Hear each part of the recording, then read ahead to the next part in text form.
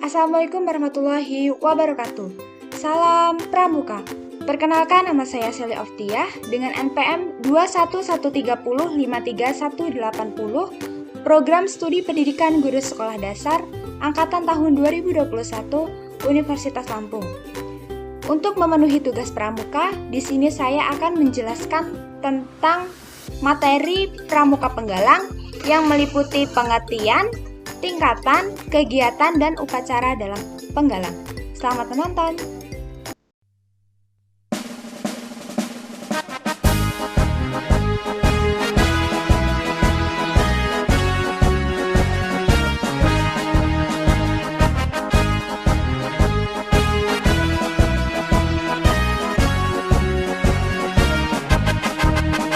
Gerakan Pramuka Praja Muda Karana sebagai wahana kaum muda suka berkarya, kader pembangunan sebagai perekat bangsa, disiplin, berani dan setia, berakhlak mulia. Bersatu padu menyongsong masa depan yang gemilang, satu pramuka untuk satu Indonesia, melangkah maju menuju masyarakat yang sentosa.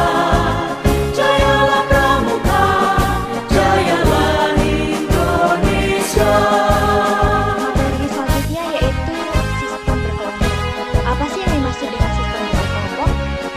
Nah, untuk Pramuka Penggalang, setiap anggota Pramuka itu dikelompokkan dalam satuan-satuan kecil yang disebut dengan regu. Setiap regu itu terdiri atas 8 Praja Muda Karana regu itu sebagai dipimpin oleh seorang kaum guru muda atau yang disebut suka dengan berkarya, pimpinan. kader pembangunan Nah, sebagai memiliki perekat tanggung jawab bangsa, penuh atas regunya disiplin, tersebut. berani dan Regu dalam setia, Penggalang mempunyai nama-nama untuk mulia. tersebut. Nama regu putra itu Bersatu padu menyongsong masa depan yang gemilang, satu pramuka untuk satu Indonesia, melangkah maju menuju masyarakat yang sentosa. Jayalah pramuka, jayalah Indonesia. dan lain-lain.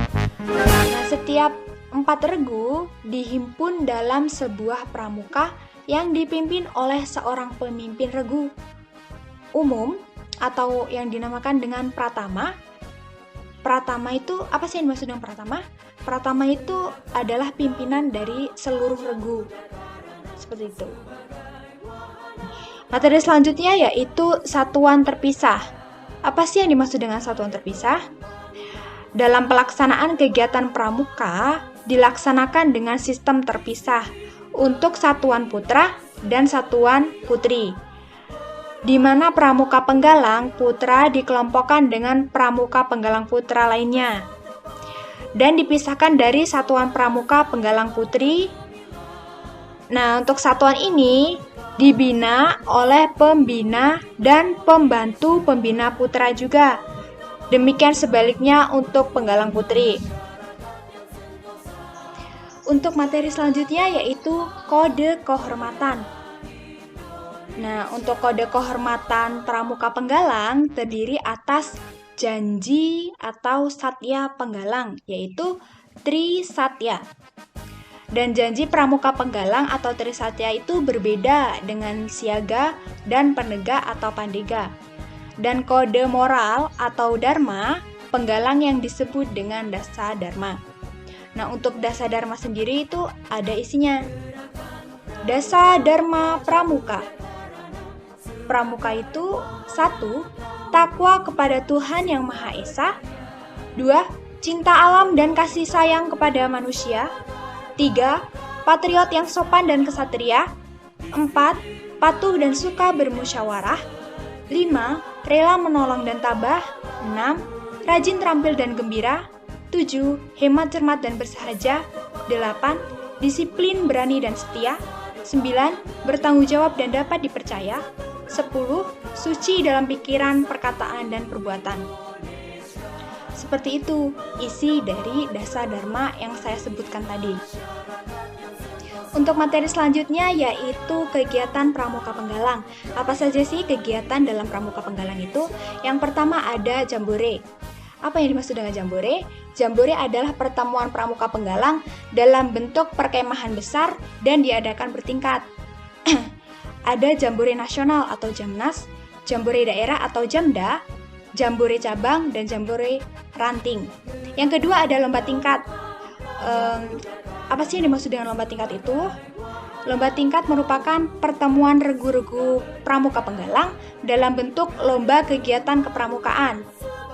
Nah, lomba tingkat ini dilaksanakan secara berjenjang, dimulai dari tingkat gugus depan, yang kedua ranting, yang ketiga cabang, yang keempat daerah, dan yang terakhir ada nasional. Yang ketiga ada Gladian Pemimpin Regu atau Dian Pinru. Apa sih yang dimaksud dengan Dian Pinru? Dian Pinru adalah pertemuan Pramuka Penggalang bagi pemimpin regu utama atau pratama, pemimpin regu atau pinru, dan wakil pemimpin regu atau wapinru Penggalang. Apa sih tujuan dari Dian Pinru ini?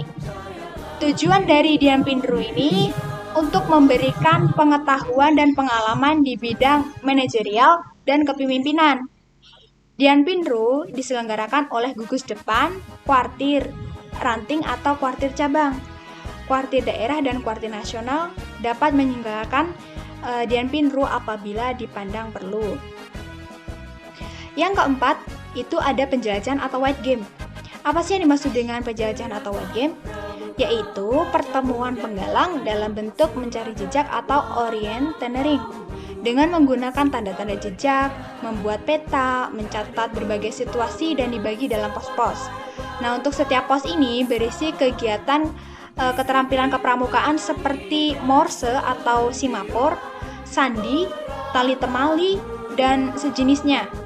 Dalam membuat peta, Pramuka Penggalang itu memiliki teknik tersendiri seperti peta pita dan peta lapangan. Peta-peta dibuat oleh 2 atau 3 orang yang biasanya mencatat posisi atau titik dari kompas bidik. Kemudian orang yang lain akan mencatat kondisi sekitar dalam sebuah meja jalan. Meja jalan sendiri berbentuk papan seukuran kertas polio yang kemudian ditempel kertas yang digulung panjang. Yang kelima ada latihan bersama. Latihan bersama merupakan pertemuan pramuka penggalang dari 2 atau lebih gugus depan yang berada dalam datuk kuartir ranting atau kuartir cabang maupun kuartir daerah. Tujuan dari latihan bersama ini untuk saling tukar-menukar pengalaman. Latihan gabungan ini dapat dilaksanakan dalam bentuk lomba seperti baris berbaris, P3K, senam pramuka, dan sejenisnya. Yang keenam ada perkemahan. Perkemahan adalah pertemuan pramuka penggalang yang dilaksanakan secara reguler untuk mengevaluasi hasil latihan gugus depan. Perkemahan ini diselenggarakan dalam bentuk bisa persami atau perkemahan Sabtu Minggu, perjusami atau perkemahan Jumat Sabtu Minggu, perkemahan liburan, dan sejenisnya. Yang ketujuh ada Jambore on the air and Jambore on the internet. Untuk materi selanjutnya yaitu pengertian syarat kecakapan umum penggalang atau yang biasa disebut dengan SKU. Apa sih yang dimaksud dengan syarat kecakapan umum penggalang atau SKU? Nah, merupakan sebuah kurikulum pendidikan kepramukaan yang wajib dipenuhi oleh seorang calon anggota gerakan pramuka atau calon pramuka penggalang untuk memperoleh tanda kecakapan umum atau TKU. SKU merupakan salah satu penerapan sistem tanda kecakapan sesuai dengan prinsip dasar kepramukaan dan metode kepramukaan. Syarat kecakapan umum atau SKU pramuka penggalang merupakan serangkaian syarat yang harus dipenuhi oleh seorang pramuka penggalang untuk mendapatkan tanda kecakapan umum atau TKU penggalang. Nah, selain berlaku bagi pramuka penggalang, SKU juga diberlakukan bagi golongan pramuka lainnya, mulai dari pramuka siaga, penegak, hingga pandega. Tentunya dengan syarat-syarat dan tingkatan yang berbeda. SKU tingkat pertama atau SKU tingkat penggalang ramu bahkan menjadi syarat sahnya seorang calon penggalang menjadi pramuka penggalang. Setiap anak dan remaja yang ingin menjadi anggota gerakan pramuka akan memasuki masa calon anggota yang biasa disebut sebagai tamu penggalang. Nah, di masa ini, tamu penggalang tidak diperkenankan mengenakan seragam pramuka lengkap dengan atributnya. Bagi tamu penggalang yang sebelumnya telah menjadi pramuka siaga atau pindah golongan, bisa mengenakan seragam pramuka, tetapi dengan seragam dan atribut pakaian seragam pramuka siaga. Nah, setelah mereka menyelesaikan SKU tingkat penggalang ramu dan dilantik oleh pembina penggalang dengan mengucapkan janji Trisatya, tamu penggalang barulah resmi menjadi pramuka penggalang dan berhak mengenakan pakaian seragam pramuka lengkap dengan segala atribut termasuk tanda kecakapan umum. Nah, untuk materi selanjutnya yaitu tujuan SKU dan TKU. Apa sih tujuan dari SKU dan TKU ini? Tujuannya adalah untuk mendorong dan merangsang pramuka penggalang agar memiliki kecakapan yang berguna bagi kehidupannya dan memenuhi persyaratan menjadi anggota gerakan pramuka. Nah, dalam tingkatan SKU penggalang, ada syarat kecakapan umum pramuka penggalang terdiri atas 3 tingkatan atau jenjang, yaitu yang pertama SKU tingkat penggalang ramu, yang kedua SKU tingkat penggalang rakit, dan yang ketiga adalah SKU tingkat penggalang terap. Materi selanjutnya yaitu arti tanda kecakapan umum atau TKU penggalang. Nah, tanda kecakapan umum atau TKU penggalang atau yang biasa disebut sebagai manggar sudah selayaknya diketahui oleh semua pramuka penggalang. Karena tanda kecakapan yang dikenakan di lengan baju sebelah kiri di bawah tanda regu ini bukan sekedar aksesoris tanpa arti. Namun sebaliknya, TKU itu mengandung makna yang sangat dalam. Tanda kecakapan umum penggalang yang disebut juga dengan manggar adalah tanda yang diberikan setelah seorang penggalang menyelesaikan SKU penggalang. Sehingga yang mengenakan manggar ini berarti telah lulus dan menyelesaikan semua persyaratan dalam syarat-syarat kecakapan umum. Sebagaimana diketahui bahwa TKU mempunyai 3 tingkatan sesuai dengan tingkatan SKU. Tingkatan itu yaitu yang pertama ada SKU manggar untuk pramuka penggalang yang telah menyelesaikan SKU ramu.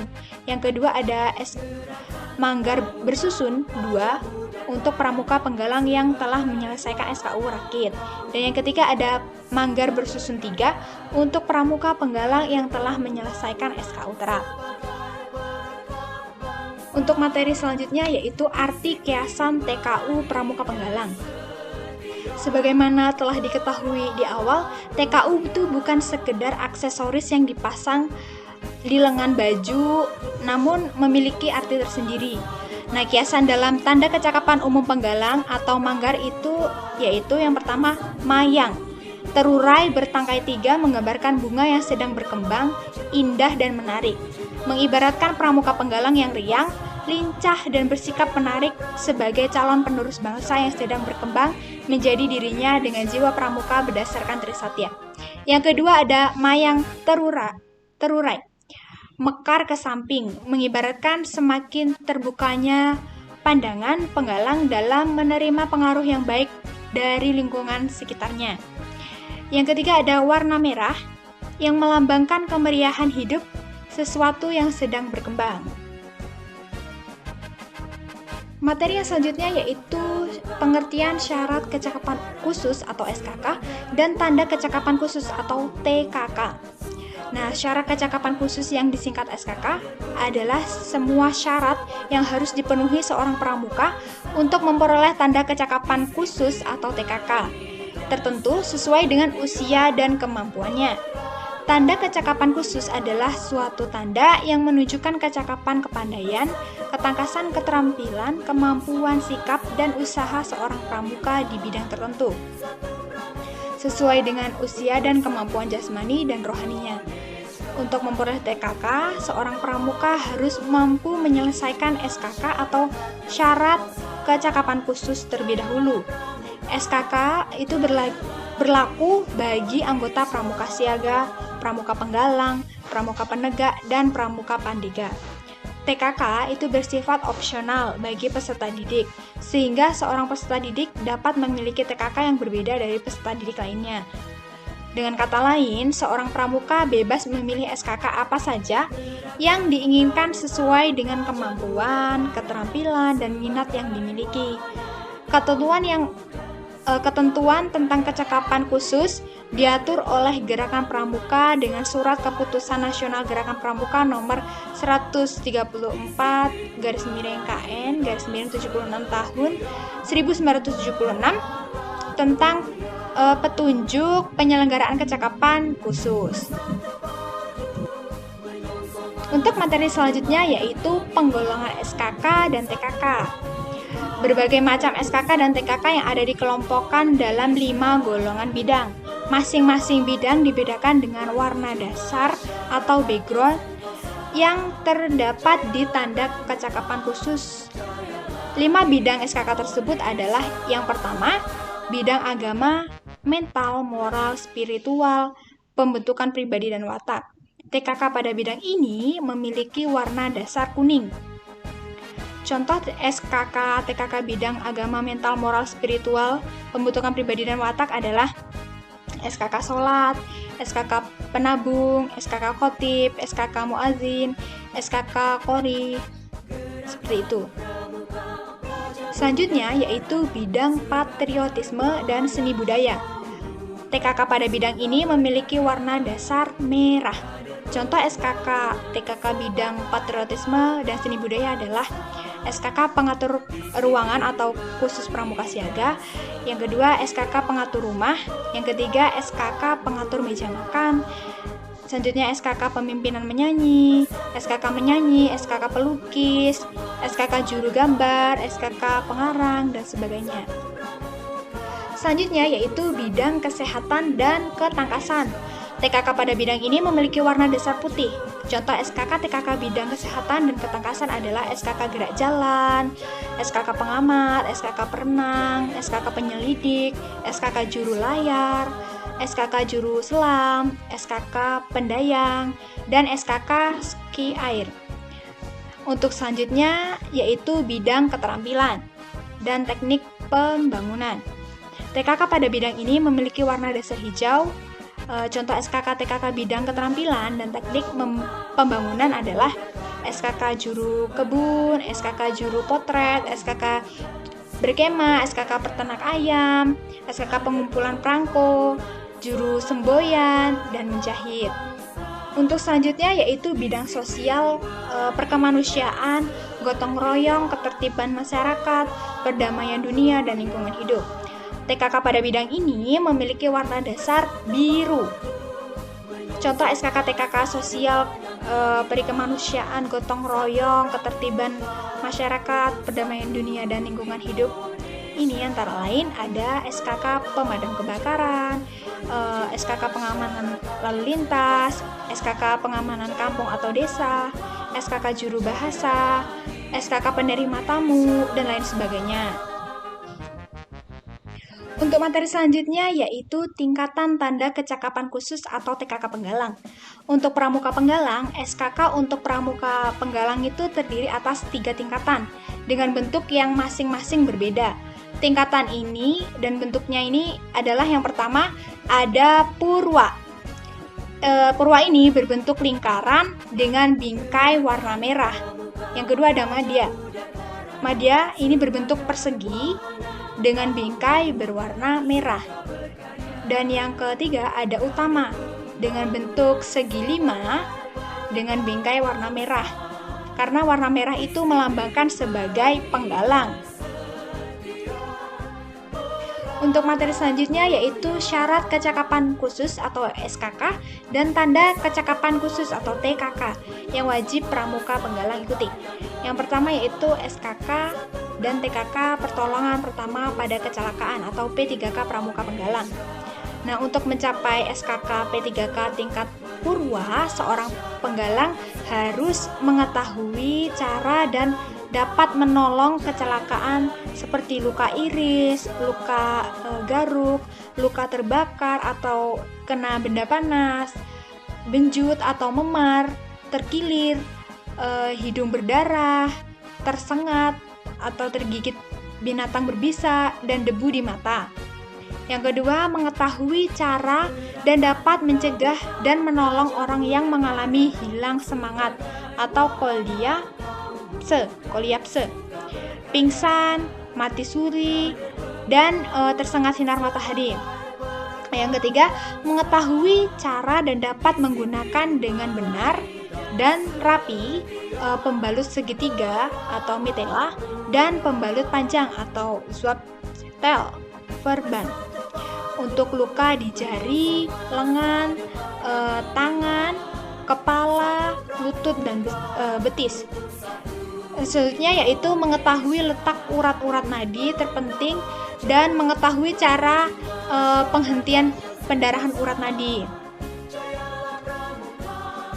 Untuk selanjutnya yaitu dapat membuat tandu darurat dengan cepat dan rapi, dan tahu serta dapat mengangkat penderita dengan berbagai cara, secara seorang diri maupun bersama dengan teman-temannya.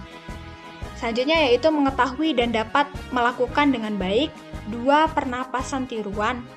Selanjutnya mempunyai pengetahuan tentang obat-obatan atau ramuan yang dapat digunakan untuk pertolongan pertama pada kecelakaan. Yang terakhir yaitu mengetahui nama, alamat, nomor telepon puskesmas atau poliklinik, rumah sakit, dan dokter setempat.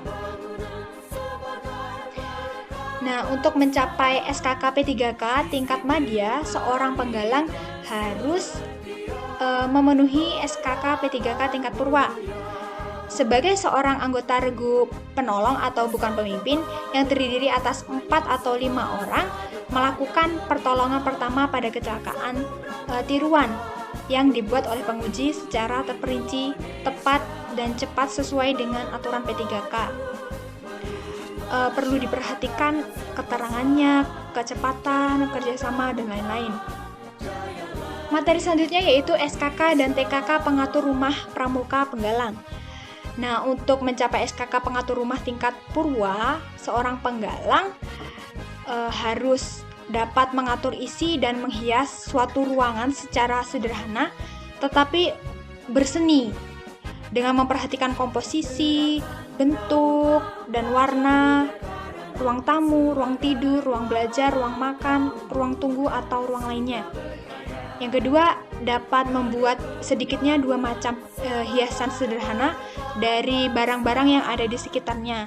Misalnya dengan menggunakan bunga kebun, kertas, batu, buah-buahan, tanaman, dahan-dahan, atau bahan lainnya. Yang terakhir, mengerti cara mengatur lampu penerangan dan peredaran udara. Nah, materi selanjutnya yaitu untuk mencapai SKK pengatur rumah tingkat madya, seorang penggalang harus yang pertama sudah memenuhi SKK pengatur rumah tingkat purwa dulu ya. Nah, yang selanjutnya dapat mengatur dan menghias ruangan untuk misalkan rapat, pertemuan atau konferensi, perayaan sekolah, kampung, masjid atau gereja, dan lain-lain. Seperti ruang istirahat, juga ruang rekreasi atau operation room, dan lain-lain. Nah, yang selanjutnya yaitu dapat menyusun bunga untuk meja tamu, pesta, kematian, atau penghargaan pada orang lain. Yang terakhir, dapat membuat sedikitnya 3 macam benda hiasan, misalnya dengan menggunakan bambu, tempayan, payung, janur, tempurung, sabut atau kayu, dan lain-lain. Materi selanjutnya yaitu SKK dan TKK pengamat untuk pramuka penggalang. Yang pertama, untuk mencapai SKK pengamat tingkat purwa, seorang penggalang harus yang pertama dapat mengingat 10 dari 15 macam benda yang dilihatnya dalam 1 menit. dilakukan 2 kali percobaan dengan benda-benda yang berlainan. Yang kedua, dapat mengenal dan mengingat sedikitnya 7 dari 10 macam benda-benda yang dirabanya, dicium, dikecap dengan lidah dan suara yang didengarnya. Yang ketiga, dapat mengikuti jejak sejauh 3 km dengan menggunakan tanda jejak sederhana dari bahan alam sekitar dan dapat mencatat sedikitnya 70% dari seluruh tanda yang dibuat oleh penguji. Yang keempat, yaitu mengetahui dan mencatat cara dan kebiasaan hidup jenis binatang yang hidup di sekitarnya. Yang kelima, mengetahui nama dan mengenal 10 macam tumbuhan atau sayur-sayuran atau buah-buahan yang biasa digunakan manusia dan tumbuh di daerahnya. Dan yang terakhir yaitu mengetahui 1 nama dan mengenal beberapa macam jamur dan fungsi yang dapat dimakan atau yang beracun yang tumbuh di daerahnya. Untuk materi selanjutnya yaitu tujuan SKK dan TKK. Tujuan sistem TKK adalah untuk mendorong dan merangsang para pramuka agar berusaha memperoleh sejumlah kecakapan sehingga diharapkan dapat mengatasi kesulitan dan mampu untuk membaktikan dirinya kepada masyarakat. Sistem ini juga merupakan salah satu usaha untuk mencapai tujuan gerakan pramuka. Sementara sasaran agar setiap pramuka mempunyai pengetahuan, kecakapan, dan kemampuan sehingga dapat menimbulkan rasa bangga memiliki tanda kecakapan tersebut. Untuk materi selanjutnya yaitu upacara penggalang. Apa sih yang dimaksud dengan upacara penggalang itu? Nah, upacara penggalang merupakan upacara yang dilakukan pada waktu tertentu. Nah, upacara penggalang biasanya itu dilakukan untuk memperingati suatu hari atau penyambutan. Nah, dalam upacara penggalang itu ada beberapa jenisnya. Ada 3 jenis. Yang pertama ada pembukaan latihan. Yang kedua ada penutup latihan. Yang ketiga ada pelantikan penggalang. Nah, untuk lebih jelasnya kita bisa melihat bentuk upacara penggalang dan tata caranya, mulai dari upacara pembuka latihan sampai dengan upacara pelantikan penggalang. Berikut ini ada tata caranya. Yang pertama itu menyiapkan perlengkapan upacara. Apa saja sih yang perlu dipersiapkan dalam menyiapkan upacara penggalang itu? Yang pertama itu ada bendera merah putih ya yang pasti. Dan yang kedua, siapkan tiang benderanya. Setelah itu, siapkan teks Pancasila dan tak lupa teks Dasadharma. Materi selanjutnya yaitu pelaksanaan upacara. Yang pertama yaitu regu disiapkan, lalu pemimpin regu dan pertama disiapkan di tempat yang telah disediakan. Nah, untuk pembina upacara menempati tempatnya dan pembantu pembina upacara berdiri di belakang pembina dan beri penghormatan kepada pembina upacara yang dipimpin oleh para tama dan dilanjutkan dengan laporan. Nah, selanjutnya yaitu petugas pengibar bendera mengibarkan bendera sang merah putih. Untuk pengibaran bendera, penghormatannya ini dipimpin langsung oleh pembina upacara dan pembina upacara membaca teks Pancasila dan diikuti oleh peserta. Untuk selanjutnya yaitu petugas membaca teks Dasadharma. Setelah membacakan teks Dasadharma, pembina upacara memimpin doa dan dilanjutkan dengan kata pengantar. Selanjutnya, pratama melapor kepada pembina upacara bahwa upacara telah selesai dilaksanakan. Lalu pembina upacara dan pembantu pembina meninggalkan arena upacara. Lalu upacara pembukaan latihan dibubarkan oleh pratama. Materi selanjutnya yaitu upacara penutupan latihan. Nah, untuk upacara penutupan latihan ini terdapat 3 tahap pelaksanaan. yaitu yang pertama persiapan, pemeriksaan, dan pelaksanaan. Untuk prosesnya itu sama saja seperti pada upacara pembukaan latihan, hanya saja pelaksanaannya yang berbeda. Berikut ini proses dari pelaksanaan penutupan latihan.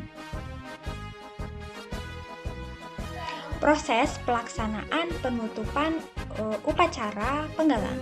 Yang pertama, pembina upacara dijemput oleh pratama. Lalu pembina upacara menempati tempat yang sudah disediakan dan pembantu pembina berbaris di belakang pembina upacara. Yang ketiga, kemudian pratama memimpin penghormatan untuk pembina dan lanjut untuk melakukan laporan. Lalu penurunan bendera sang merah putih oleh petugas dan dipimpin oleh pembina upacara. Selanjutnya, pembina upacara menyampaikan kata pengantar langsung dan dilanjutkan dengan memimpin doa. Selanjutnya, pratama maju satu langkah dan menyampaikan pada pembina upacara bahwa upacara telah selesai dilaksanakan. Lalu lanjut dengan melakukan penghormatan kepada pembina upacara. Dan pembina upacara dan pembantu meninggalkan area lapangan upacara.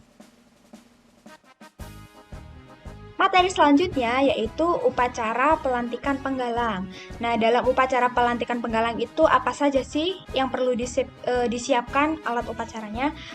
Yang pertama, sama seperti pembukaan tadi ya, persiapkan bendera merah putih, lalu siapkan tongkat, kemudian ikat bendera merah putih dan digulung.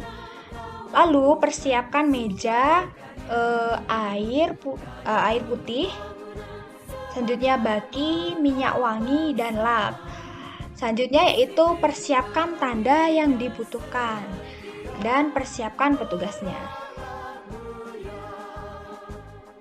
Selanjutnya yaitu pelaksanaan upacara penggalang. Yang pertama, pembina upacara itu menempatkan pada tempat yang telah disediakan. Kemudian, pembantu pembina berdiri persis di belakang pembina upacara.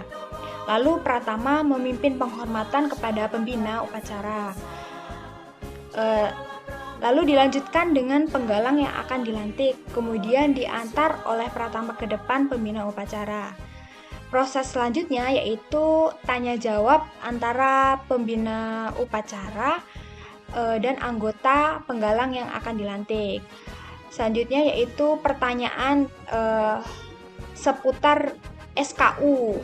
Selanjutnya penggalang yang akan dilantik membasuh wajah, mencuci tangan, mencuci kaki sendiri. Lalu dikeringkan, kemudian diberi pewangi agar berbau segar. Untuk proses selanjutnya yaitu doa bersama yang dipimpin oleh kakak pembina. Selanjutnya, petugas pembawa bendera merah putih masuk ke dalam area upacara secara hati-hati dan pelan-pelan melalui samping kanan pembina. Lalu pembina upacara langsung memimpin penghormatan kepada sang merah putih. Caranya pembina upacara melantik pramuka penggalang itu ujung bendera merah putih itu dipegang dan dicium oleh penggalang yang akan dilantik. Nah, kemudian ujung bendera yang didekatkan ke dada sebelah kanan penggalang akan dilantik dan mengucapkan janji Trisatya. Untuk proses selanjutnya yaitu pembina upacara melakukan penyematan tanda pelantikan pada penggalang secara langsung, dan pembina dan pembantu pembina mengucapkan selamat kepada penggalang yang sudah dilantik. Kemudian yang sudah melakukan pelantikan penggalang tadi kembali diantar oleh pratama menuju ke tempat semula, dan pratama melapor serta memimpin penghormatan kepada pembina upacara. Nah, setelah selesai melakukan penghormatan, pembina upacara dan pembantu pembina meninggalkan tempat upacara pelantikan peserta penggalang, dan pratama memimpin pembubaran pasukan upacara pelantikan penggalang. Nah, bentuk upacara penggalang memang sangat dibutuhkan dan dicari informasinya, mengingat upacara penggalang menjadi salah satu upacara yang dilaksanakan untuk kegiatan atau acara tertentu. Sehingga setiap proses dimulai dari pelaksanaan upacara hingga pelaksanaannya harus dilakukan dengan baik agar saat upacara dilaksanakan bisa berjalan dengan lancar. Demikian penyampaian materi dari saya. Kurang lebihnya saya mohon maaf apabila ada kesalahan dalam penyampaian materinya. Dan saya akhiri. Wassalamualaikum warahmatullahi wabarakatuh. Terima kasih.